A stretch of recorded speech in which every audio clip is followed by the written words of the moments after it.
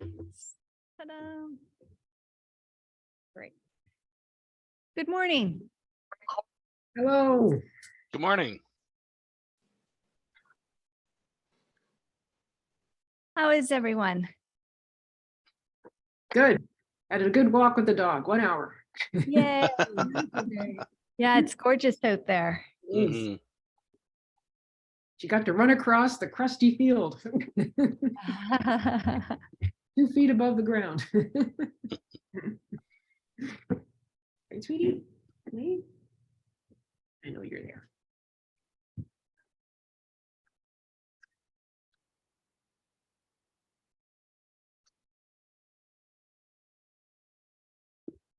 Yay.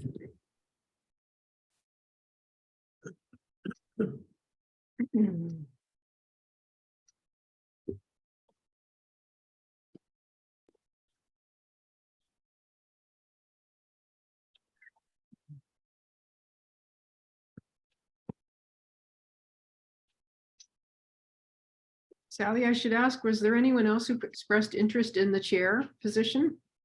No, nobody expressed interest in either position. Okay, I thought Paul Kehoe was interested in the vice chair. Yes, sorry. Yeah, Hmm. nobody other than the two of you. Okay. Yeah. Because if I'm going to then supposedly be elected, Yes. I don't have the in-camera motions, so I'm going to have to make them up as I go along. Okay. Well, Rachel can send them to you as soon as I think you from here you can, right? So assuming you get the chair position, she can email them to you so you have them on hand. Okay. It's the in-camera motion is simply to move out of in camera. Yeah, and who stays in the room and the reasons, right? Yeah. So it's well, anyway, yeah, so she'll need to send them to me and I'll be scrambling to get them up on my screen. So, all right. I'm a little rusty because I haven't done this in 2 years, so. It's like riding a bicycle, Janet. Yeah, You I come know. wobbly for a minute. You might fall once. The area that always gets me is the amendments, if we ever have amendments. And that's the area, even though I read Robertson rules, like I still have issues. I'm not as used to the people who are in council and dealing with those. So yeah, so that's the area I always have trouble with. Mhm.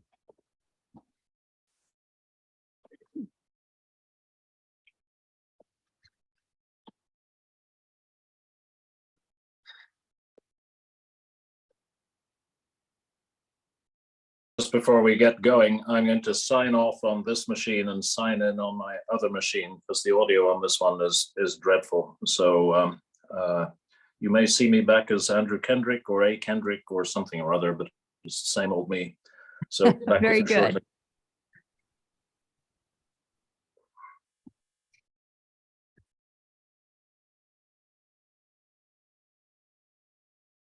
So assuming that that there's no one else who does want the chair position, I will need a nominator. I don't need a seconder.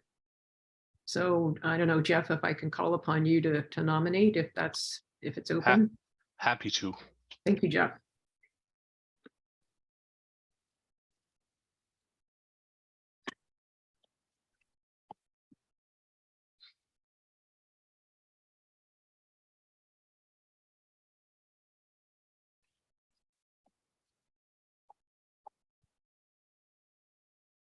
To the best of my knowledge, the only person who has declined is Mary Lou Suter.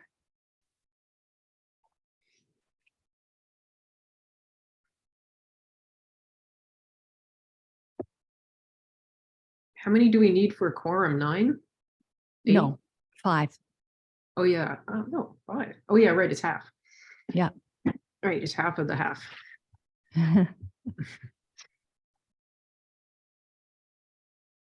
So we have 1, 2, 3. We have 5 now. Okay, yeah, we have quorum. Okay, what time is it? Okay. Maybe I'll give it one more minute and then get started.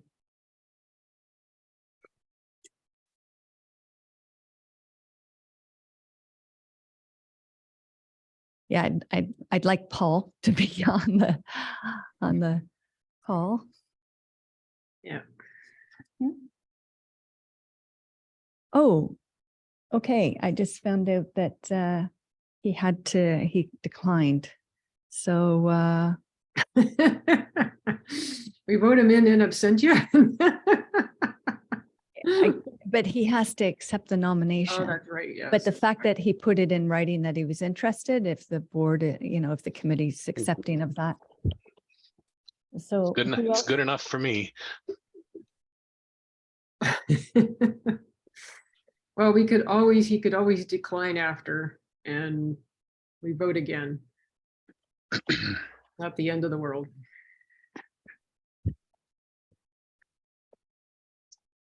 Okay, so Just put it off to the next meeting. so the only person we're missing at this point is Allison, Kathy Curry, Mary Lou Suter, and Paul Kehoe have declined. So I'm going to move forward then. So if I could have a motion initially, actually, to appoint me temporarily as chair, so that I can carry the meeting until such time as we have a new chair. So I saw Roy Hoodle, thank you. And the seconder, Janet. Thank you. So all those in favor? Is that usual to appoint a staff person as chair? At the committee level, yes. At the board level, often it's done by the auditor because it's done at our AGM and the auditor is typically present. But you'll recall at our AGM this year, our auditor wasn't present. So I stood in for that purpose. But you're correct. Normally at the board level, it's the auditor that does that function. So all those in favor of appointing Sally McIntyre as acting chair for the if you could please confirm. Thank you. I can't actually see. Okay. Okay. My that's camera, fine. Yeah, that's fine. I see your hand up, Richard. Thank you very much. So that's carried. Okay. So Appendix 3 of our administrative bylaw sets out the procedures for the election of officers. So I'll briefly summarize them. I will ask for nominations. And I will ask for nominations 3 times.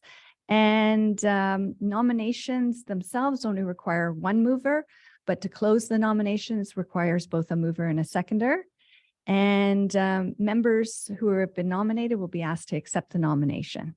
If more than one nomination is made for each position, then we have the ability to hold an election online. So at this time, I'd ask, are there any nominations for the position of chair? Jeff Atkinson. I'd like to nominate Janet Mason. Janet, do you accept that nomination? I do. Okay. Are there any other nominations for the position of chair? Are there any other nominations for the position of chair? Okay, having asked 3 times, I'd ask for a motion to close the election for the position of chair of the Finance and Admin Committee. Can I have a mover? I so move. Andrew moved. Can I have a seconder? Richard? Thank you. All those in favor of closing the nomination for the position of chair, carried. There being no other nominees, Janet, you are acclaimed for the position of chair, and I will turn the proceedings over to you at this time. Thank you. All right, thank you, Sally. So I guess the question is whether this committee wishes to delay election of a vice chair until we have perhaps a more fulsome set of committee members present. So could you let me know what you would prefer to do?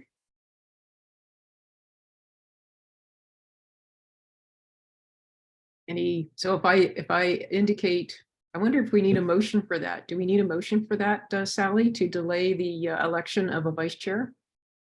I think that would be best practice. All right, so I'm just going to make one up, is that the Finance Committee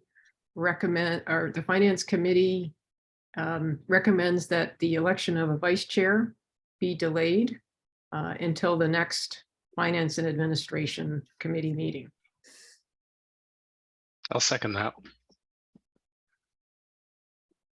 Any comments? All in favor?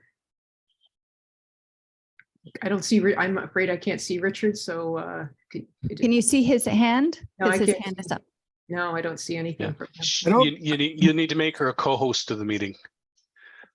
Okay. I don't think Sally can see. My camera isn't working on this computer. I think you're seeing Jeff's hand. I'm seeing Jeff's hand. I No, don't I know. don't- I honestly don't see any hand at all, so, anyway. Is But my name up there? your name is Yes. there, but I don't see anything other than your name. Yeah, right. Anyway, I'm in favor. All I'll right. let you, so- I'll let you know if I'm not in favor of something. All right, thank you, Richard. All right, so the motion is carried. So we will delay the election of a vice chair.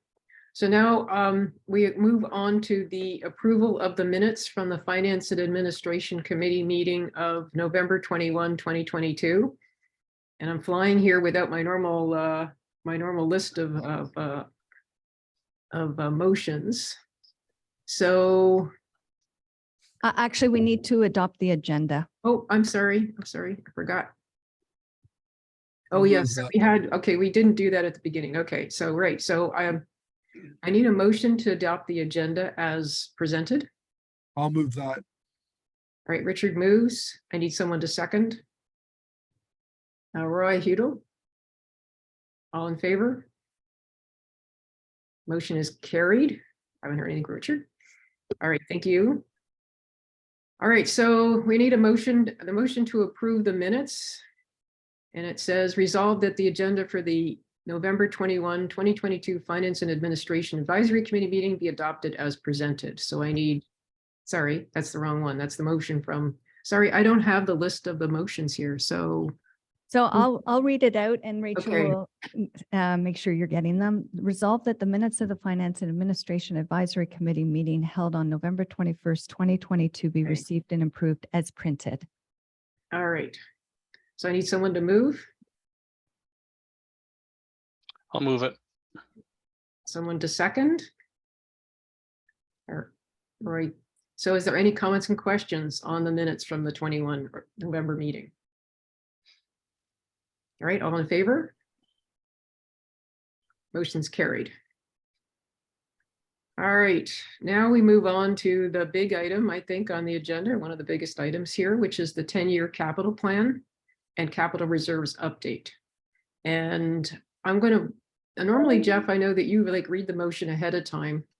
So I'm going to do that, and then we'll have your presentation, Sally, and then we will come back. So the recommendation is that the Finance and Administration Committee recommend that the Board of Directors approve the 10-year capital plan update and schedule of capital levy increases. So I need someone to move. I'll do it. Jeff moves. We need someone to second. We can actually amendment, and Andrew seconds.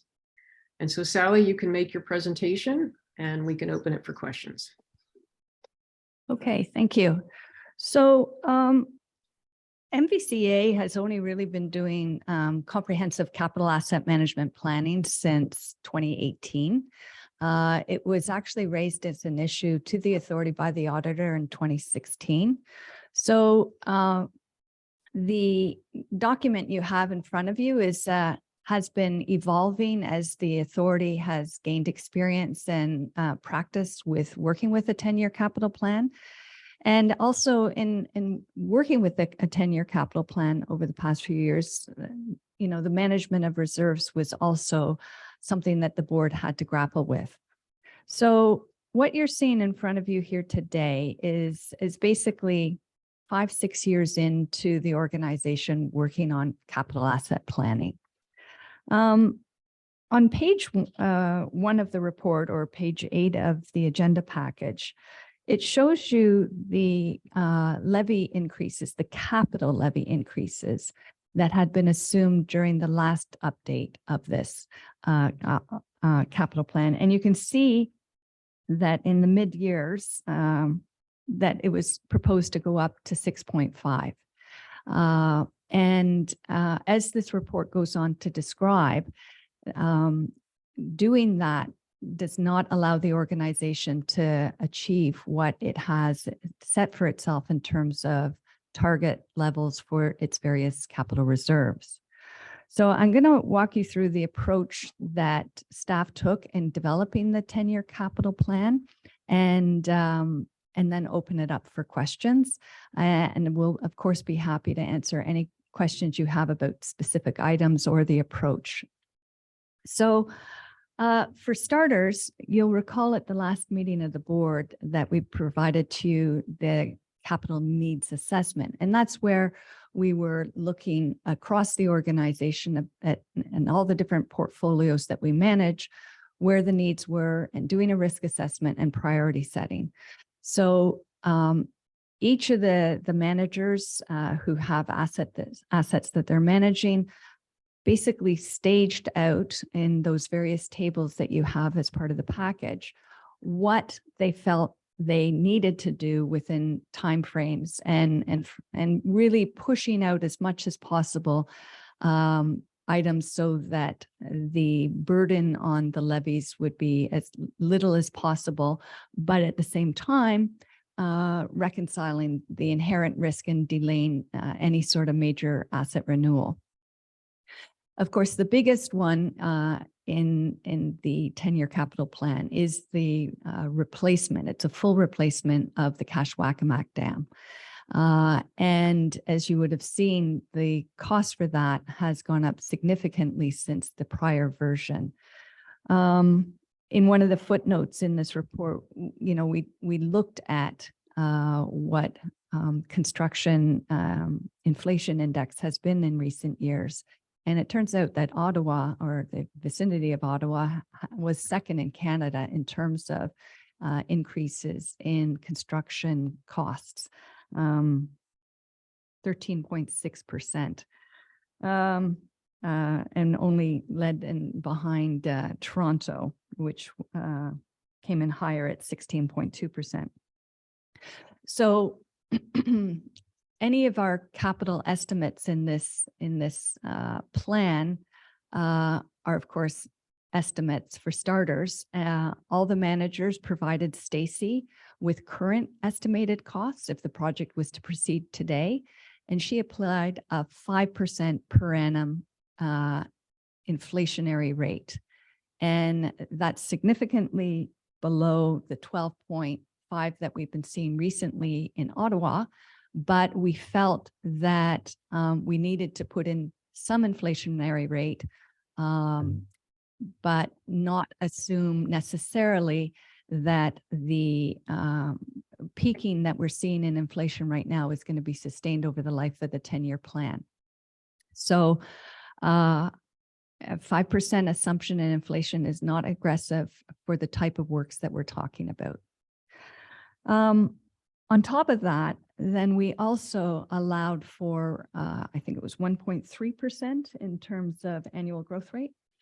So again, we've seen higher than 1.3 in recent years, but I think it's recognized that, you know, we're coming off of a housing boom, and that the kind of growth we've seen in the past few years is not necessarily indicative of what we're going to be seeing going forward.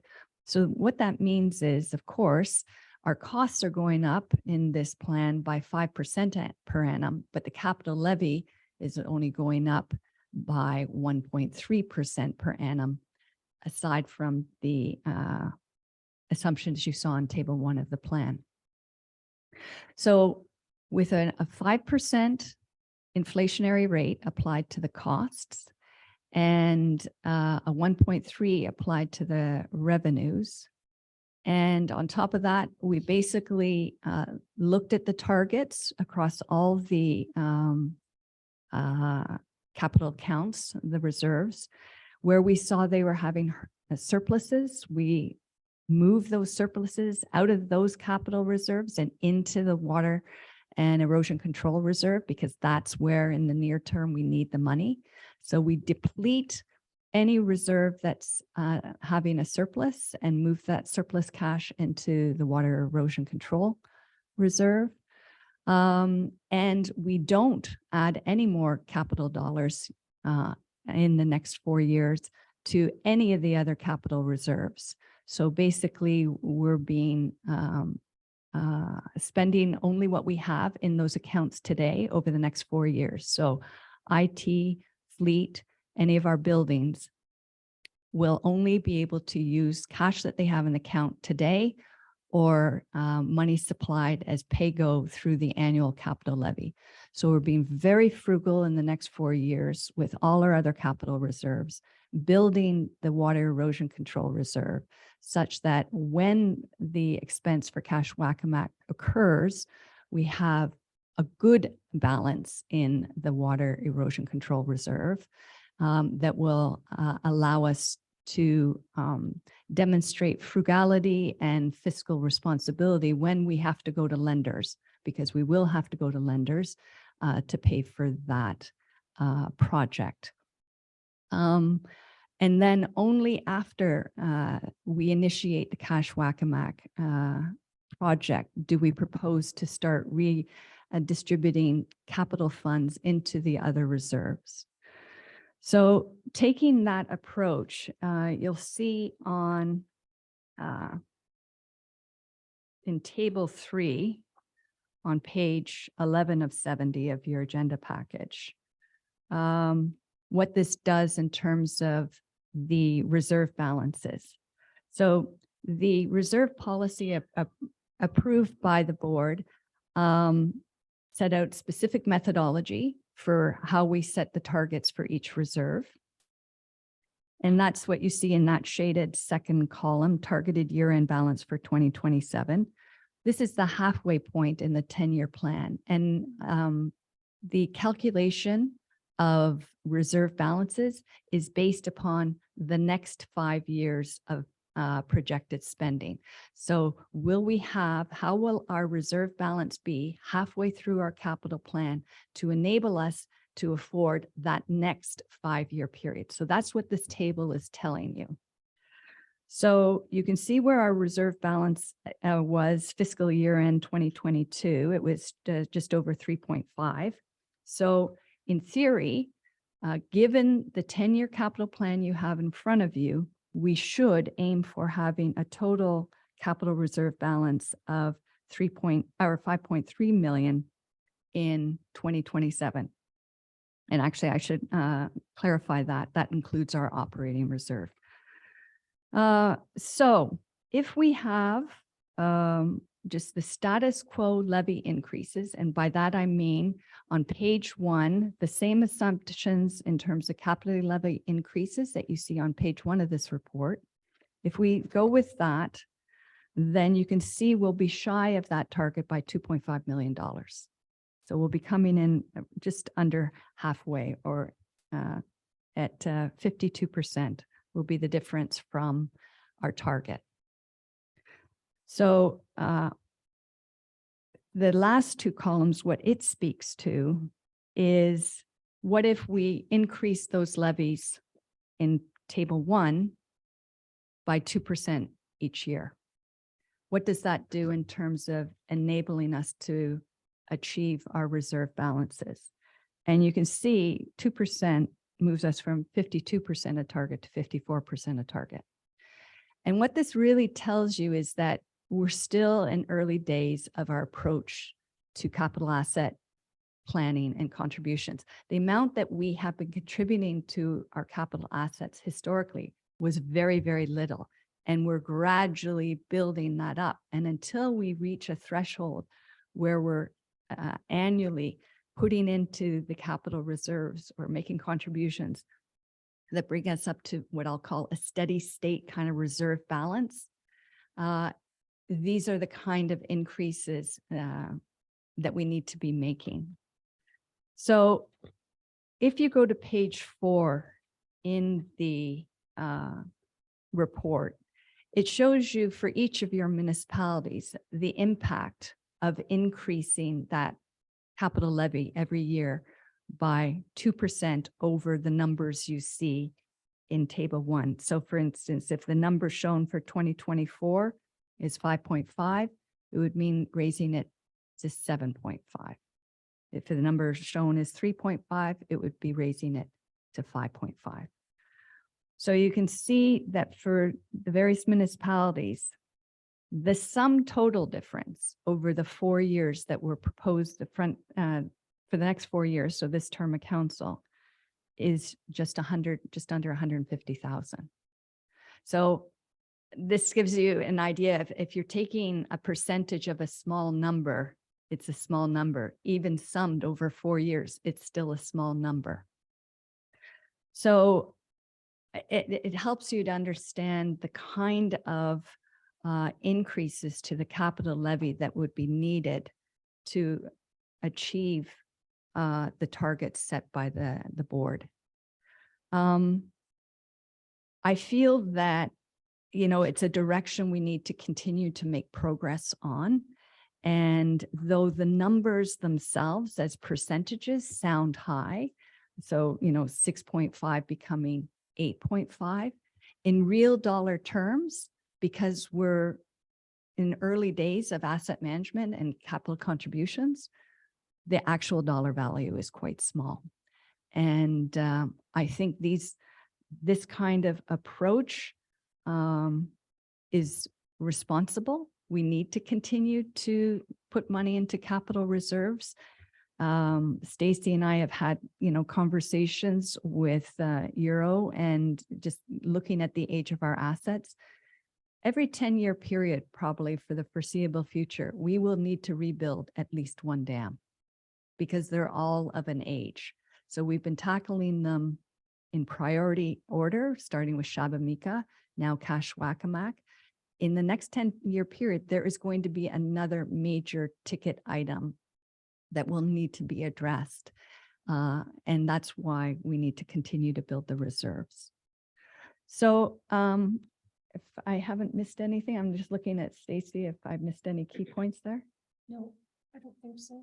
Okay, so I'll stop talking at this point because I'm sure you guys have questions or comments, and I'll turn it over back to you, Janet. All right. Are there any questions on what Sally has presented? Andrew Kendrick? Yeah, thanks. Sally, took me a little while to figure out what was going on with some of the numbers, but I think I got there in the end. As you say, it's a big percentage increase on a relatively small number of dollars, which is a small number of dollars. Unfortunately, I think everything else is going in the same direction, which is why all of this becomes rather unpopular with the municipalities. But my questions are a little bit different. The Kashwakamak Dam is not one I'm familiar with. I've never visited it. But as we move into these programs of dam renewals, how many of these dams have been looked at to see if they're suitable for some form of small-scale hydro projects? Are we just replacing like with like, or are we looking at the potential for upgrades given the focus on renewable energy? So I can't speak to whether all of the dams have been looked at for hydro potential. I can tell you that we have been approached about Carlton Place. And that's not a dam we're looking to replace this 10-year period. It's mainly the hydro producers who are looking at our dams and assessing themselves. But I'm going to look at my colleague Alex here to ask if he's aware of any other dams that were examined for that purpose. No, I think you have it, Sally. Carlton Place was long known, and we had a feasibility study on that, and that's where we're at. So the only other thing I would say is we're definitely not looking at just replacing like for like. Most of the technology installed at these dams are labor intensive. They entail a high degree of, health and safety risks to operate them, as well as to individuals who have access to them. So we are also looking at potential remote operation. This was something considered by the last board when we replaced the Shabamika Dam to make sure that whatever we constructed today could be modified to allow for remote operation in future using remote systems. So I think, Okay, I think when sorry. when the Liberals came out with the green energy plan, I think I was on the board at the time. And there was some sort of study done, I think, I'm positive, on the viability of hydro. And Carleton Place was the only one that was viable, that made economic sense to be able to do and had enough. There was a word for it, but fall basically was it, I think is what it was. So anyway, Carleton Place was the only one that came out when that green energy first came into place. I think it's an area that's advancing fairly rapidly in terms of the available technologies. So it would be, in my opinion, worth doing that type of study on a reasonably regular basis, because people are now talking not only about micro hydro purely, but also in combination with things like pump storage for wind energy, so that this can act as an integrated system. So I'd hope we would be looking at those types of opportunities. The other thing I'll just ask here is on the revenue side. I don't find it very clear in the capital plan to make a linkage between costs and grants for things like these dam renewals. Obviously, there are grants which are factored into the budget, but how do those relate? Are those 50-50 grants? Is it 50-50 from the feds and something from the province, or how does this work? So the provincial WECI grants, WECI standing for Water Erosion Control Infrastructure, not all of our dams qualify. It's only dams that actually control water for flood purposes. Many of our structures are flow amendment, like they allow us to maintain levels on the lakes for either recreational purposes or, for people's docks. So only those that are considered to provide flood relief are eligible. So that's number one. Of those that are eligible, it can cover both studies leading up to and then the reconstruction work itself. So the full phase of activities in a capital project. We have to pay 50%, so they'll pay up to 50%. Typically, we get the full 50%. I haven't heard much about anybody getting less than their 50%. However, historically, that pot of cash hasn't changed, to the best of my knowledge, in 20 years. It has not risen with inflationary demands. So it's been very difficult to access the funds, and the pot has always been smaller than demand. Except this year, oddly enough, this year, nobody put in sufficient projects to meet that. So there was a second call. In part, I think that was because, and I commented on this myself, we have to have our 50%. So unless, with the heavy capital programs that everybody's been doing and the need to build our own capital reserves so we can pay our 50%, there's an inability of conservation authorities to apply for money that they can't match. So it's a unique situation that we found ourselves in this year. As for the federal grants haven't historically done much for us in terms of capital renewal, except they recently, in the past year, came out with a program that we applied to, and we received an additional 40% for Kashwakamak. So Kashwakamak, though the costs have inflated significantly over the past 4 years from what was originally estimated, thankfully, we're anticipating getting both federal and provincial funding at this time. We have a contract with the feds that they will cover their 40%, but the way provincial funding works is you have to apply for it every year. They normally notify you somewhere around May, June, and you have to expend it no later than the following February. It's a it's not a good, well-administered program, and it makes it very difficult for CAs to plan and implement major capital works of the like we're talking about. So we have to really have all our ducks in order when we make that application, because then as soon as they give us our go ahead, we need to tender the job and make it happen. And any money you're not able to expend by that February needs to be returned to the province. So there's tremendous risk depending on the nature of the project you're looking to undertake. Should point out too, and some of that information is available in the revenue and reserves table, where there you can see the assumptions on the grants, at least from the federal government and from the WECI program over the years. And I'm going to assume some of the big ticket ones is related to Cash-Wackamack in 2027. Right. Yes, that's what I thought. Yeah. Are there The any other- other? Sorry, go ahead. Sorry, the only other thing I wanted to comment on was in terms of microhydro and storing the power. The one thing that we need to bear in mind about most of our dams is that they're remotely located. So remote generation of power, you have to transmit that power, and ideally micro power stations are close to source of point of use, pardon me. So we get into cost economics of the transmission of that power to the end user. So that's one of the major reasons probably why Carleton Place made most sense, is because there's local demand for that power.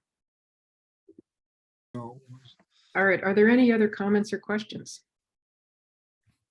just, I think Richard? the plan, I don't have any problem, I don't think, with the increases, except the city of Ottawa. It's like, how many times do you poke the bear? And you're going, what's the thing called, Sally, where for the extras in the budget, like Mill of Contale?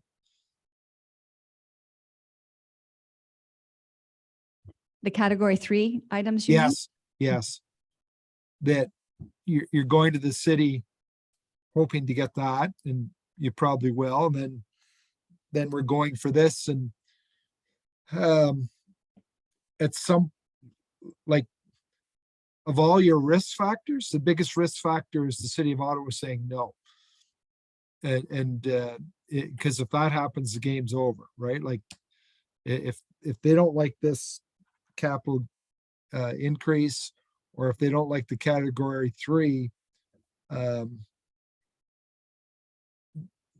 like, you're in big trouble. And so I think it's just how you sell that and make sure that we don't become an irritant, and that, I know it's a little amount in the city of Ottawa's budget, but at some point you don't want to become that thorn in the side. Yes, Sally. So in the City of Ottawa's Long Range Financial Plan version 5, they have projected, well, for this year, it was 12% increase on the stormwater side. The city has recognized that surface water management has long been the poor cousin, just generally within its own capital asset management planning and infrastructure renewal. So when you look at their projected increases, water, wastewater, surface water, it's something like 3%, 4%, 12%. So they know that surface water infrastructure needs investment that it hasn't benefited from historically. The 149,000 that you, or pardon me, the 134,000 that you see is spread over 4 years, because that's a sum total over the first 4 years. So I don't think that, the annualized amount will be an issue for them on both those reasons. A, the actual increment is not significant, and B, it aligns with their own corporate policy about reinvestment in surface water management infrastructure. As for category 3, I'm not sure that I share your confidence in terms of support for category 3. I have a meeting immediately following this one to discuss that very item. And then we have another meeting that's with the other 3 CAs in the city of Ottawa. And then I have another meeting in a week or two with the city. So we're not sure where that's going to go. And I don't want to count my, whatever the expression is, eggs before Chickens. they hatch. So I'm not making any assumptions in that regard of the city. All right. Are there any more comments or questions? Because we can now head to the vote. All right, so we already had done the motion, and so now I'm looking for all in favor of the motion to approve the capital plan for recommendation to the board. All in favor? Okay, Richard, I'm assuming you're in favor? Yes, All right, thank you. So the motion is carried. All right, so we're now on to the next topic, for which we need to move in camera. Resolved that the committee move to in-camera session for discussion of the following matter: a proposed or pending acquisition or disposition of land by the authority, and further resolved that Sally McIntyre remain in the room. So I need anyone else who is on this Zoom meeting to remove themselves if they're not a member of the committee or Sally. Oh, sorry, I didn't note that it only said Sally in that motion. So as far as I'm concerned, everybody can stay in the room here. That's staff, if you're okay with that. Because everybody here has knowledge having to do with that. I'm sorry, I didn't pick up on that. All right, so I'm not going to read the motion again, just to indicate that in further resolve that Sally McIntyre and the staff that are currently in the meeting, who include Rachel and Stacy, Scott, Stacey. and Alex. Stacy, Scott, and Alex remain in the room. So Oh, Matt's online as well. Yes. no, he dropped off. Oh, did he? Okay. So I Okay. need someone to move.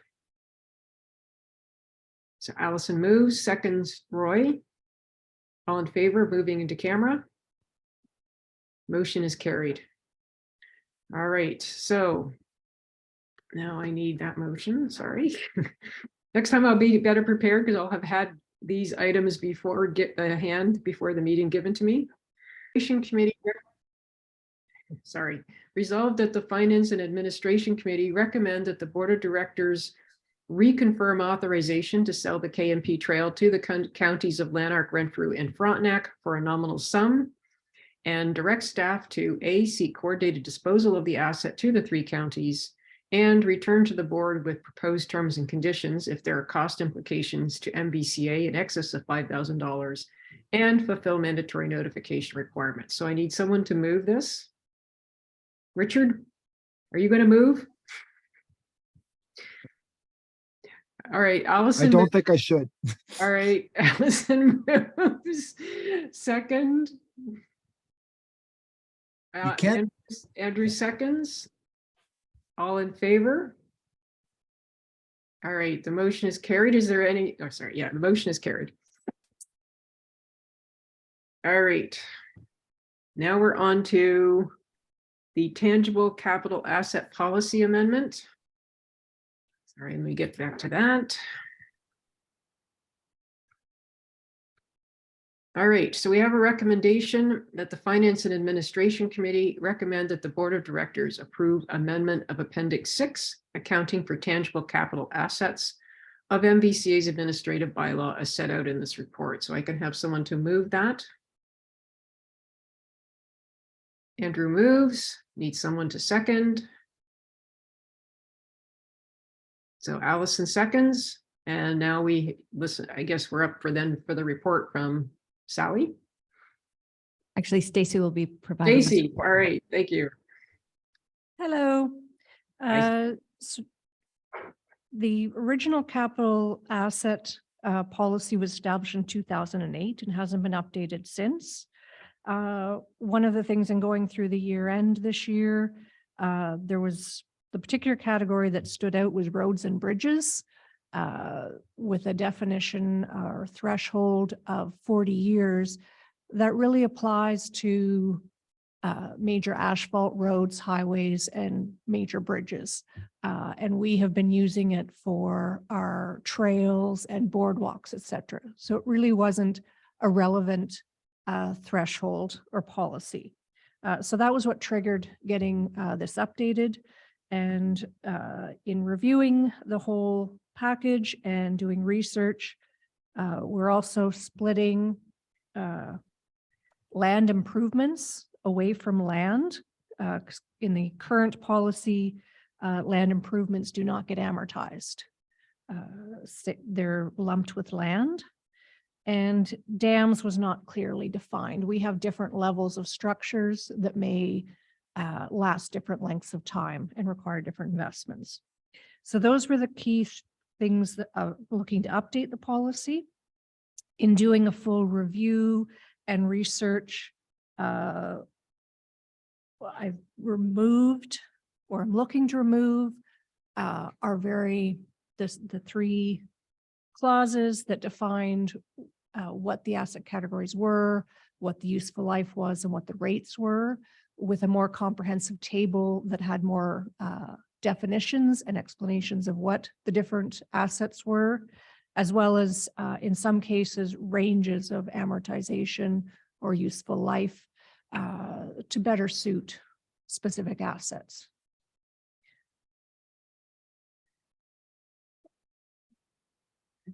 The key was, again, the land improvements, which allows for better amortization for our conservation area, trails and structures, et cetera, on those fronts. So I don't know if people have any particular questions. Yeah, are there any questions from the on the proposal to modify our tangible capital assets? Not seeing any. So if we could go to a vote on the motion. All in favor? Any opposed? All right, the motion is carried. All right, so now we're on to coverage of long-term disability benefit and amendment. So a recommendation is that the Finance and Administration Committee recommend that the Board of Directors approve amendment of section 8.2.1 long-term disability of the employee manual as set out in this report. So I need someone to move. Jeff moves. Need a seconder.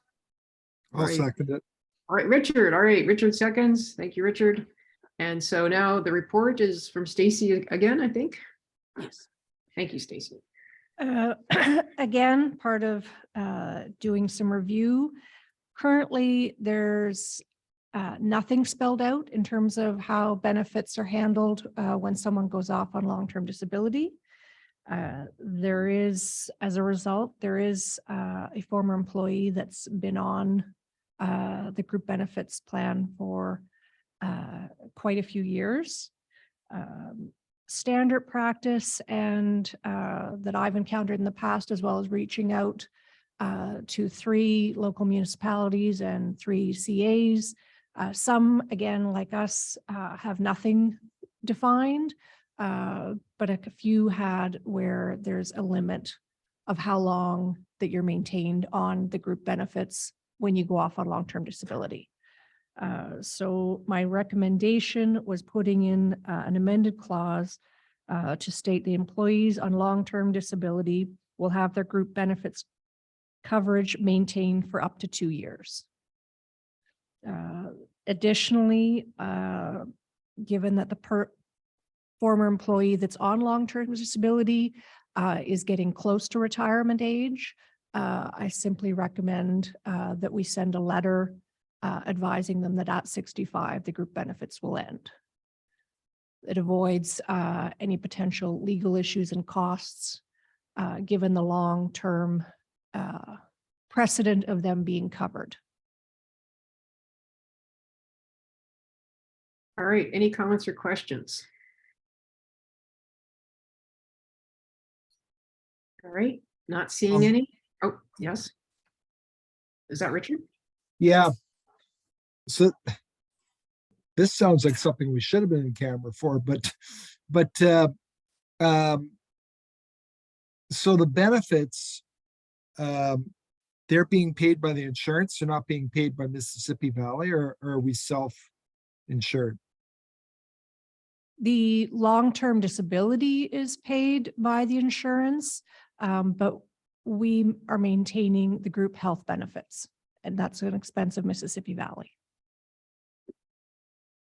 If I could clarify, we pay the premium, the insurance pays the actual costs of a service delivery. So we pay the monthly premium to the insurance company to provide coverage for that former employee. And then the insurance company covers their costs in accordance with our insurance plan. So does the insurance company not have a policy on how long you can be on it? No, So why would we care if the insurance company is paying the policy? Is because our rates are going up? Is that why? MVCA pays the premiums for the insurance. So as part of our benefits package to all employees, they qualify for group benefits and MVCA pays the monthly premium. This person is still having their premiums paid by the authority. So I don't know, you can check at the county for sure. I've sat on the union negotiations for 15 years or so. And I'm sure they have a policy that after so many years that the individual could pay the premiums then to continue the disability pension or whatever you want to call it. Would that be something we'd look at? You could look at that. Where that has an impact is use of the benefits can impact your rates. Right. So potentially someone who's off on long-term disability may be making more use of the prescriptions or various health benefits. So that could, in the long run, impact and increase your rates. So that's typically why it's offered if people are offering it as a limited time frame. So clarify this for me. I know what my problem is, we're dealing with one individual, but are we saying that if one of those big logs they're taking out for the dam and somebody got hit by it and was crippled, that we're only going to pay for 2 years? Like, that just doesn't seem quite right to me. So that scenario, assuming that person did go on LTD, then you're correct. Under this new policy, after 2 years, we would no longer be covering their insurance premiums. They would still get the long-term disability. And in the scenario you're talking about, that would also be a WSIB issue where Right. likely WSIB would kick in on the long-term health benefits. And again, this is only related to life insurance, the health and the dental. It's not saying they would continue to get their long-term disability. Oh, okay. I didn't get that part. Sorry. That's okay. So it's just their benefits. Yes. Okay. That's a little bit different. Quite a bit different. All right. Are there any more comments or yes, Roy? So the first question is, what is the monthly premium that we pay? It would depend on if the person was single or a family. Ranges probably from about 200 a month to 400 a month. And how many months have we paid this already? Many, many, many, many, many. So Sally, are we talking years? Yes. So then my question is, why are we continuing till 65? I mean, in most municipalities, it's a 2-year maximum. I've never seen it longer than 2 years. I Well, would suggest that maybe give them to the end of this year. As Stacy noted, for this very same reason, there's a lengthy precedent. And this person is very near retirement age. So you're absolutely right. We could take that approach. I guess it's a balance of risks. This person could contest it.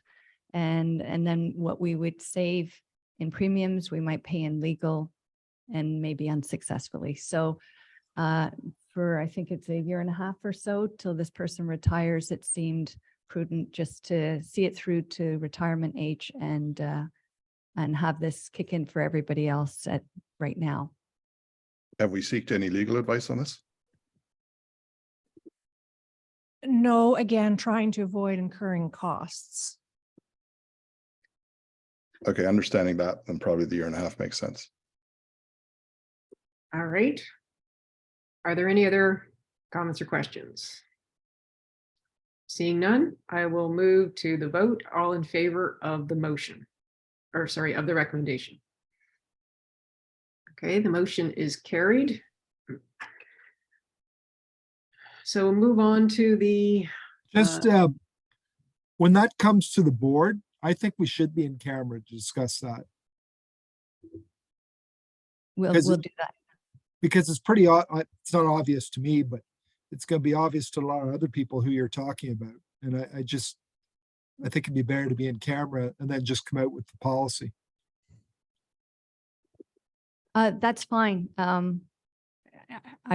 I believe there's very, very few people who know this person, but I agree with you that it's sensitive in that regard. So happy to take it in camera when it comes to the board. all right, thank you, Richard.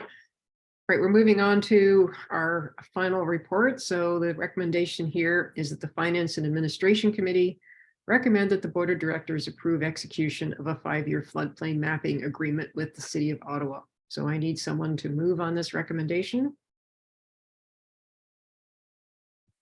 Andrew moves. Need someone to second. I haven't got many of you people, so need someone at Jeff. Thank you. Jeff seconds. All right, so open then for the report. Okay, so for several years now, 10 years going on from that, we've had an agreement with the City of Ottawa to accelerate floodplain mapping within their jurisdiction, largely because of the incredible development that they've been seeing in the west end of the city. And it's been highly advantageous to us because it allows us to offset some of the costs of our staff that we would need to have in the workplace anyway to do other priority projects of the authority. So it's a 5-year contract. It commits them to pay 50% of the costs and MVCA to pick up the balance. But as you're aware, that our share of the 50% is 90% paid by the City of Ottawa. So really, this is a project paid 90% by the City of Ottawa and 10% by the other members. And what that allows us to do is, as I said, offset the costs of staff. And the sum total cost to the other municipalities is less than the annual savings that we'll see as an organization through this program. So it's been a tremendously beneficial project, a partnership between the conservation authorities and the City of Ottawa. So I highly recommend that we move forward with this next phase agreement. All right, open for questions. All right, not seeing any. I'll take a vote on the recommendation. All in favor? All right, I think the motion is carried. I'm going to assume Richard's hand was up. And the motion is carried. So now that we're near the end of the meeting, I'm going to go to the last